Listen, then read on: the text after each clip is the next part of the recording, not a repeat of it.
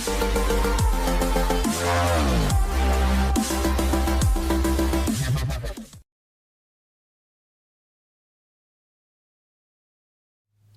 afternoon, Colin here with Techout, and today I'm going to be talking about my eSIM transition on the iPhone 14 Pro Max. I had been using the Fold 4 as my main device with a physical SIM card up until the iPhone 14 launch. And when the iPhone 14 came out, I switched over, of course, to eSIM because that's all that the iPhone 14 series supports in the US. Now that being said, I have T-Mobile. So this is going to be my experience on T-Mobile. I did make a video talking about how I was trying it out a couple weeks ago and it got all messed up and I had to switch back to a physical SIM. I think that was more related to me trying to switch phones back and forth too quickly. And by too quickly, I mean within a matter of minutes, which no real user who just uses their phone on a daily basis is probably going to be doing. So that experience is kind of a, out in the wild, not a regular use case.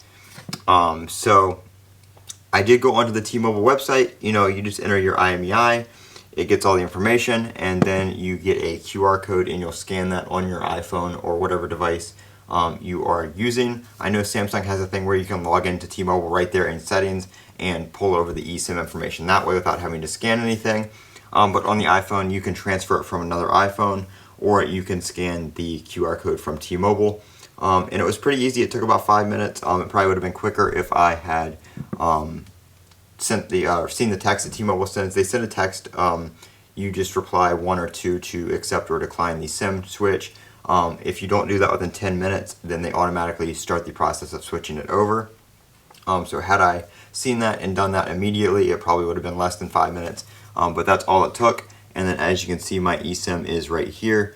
So the line is on, my plan, T-Mobile, and all that kind of stuff right there.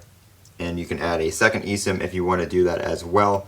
If you want to have 2 lines of service, you can still do that. You can have 2 eSIMs rather than on like the previous ones where it was 1 eSIM and 1 physical SIM. So everything is working just fine. I really didn't have any issues setting it up. It does walk you through it through the setup when you activate your phone or turn on your phone for the first time, or you can skip it and go and do it in settings later. So really easy process. I know a lot of people are having issues, or some people are having issues, but I did not. So that is just my eSIM transition experience on the iPhone 14 Pro Max. I'm Colin with Techout. Don't forget to comment, rate, and subscribe, and have a great day.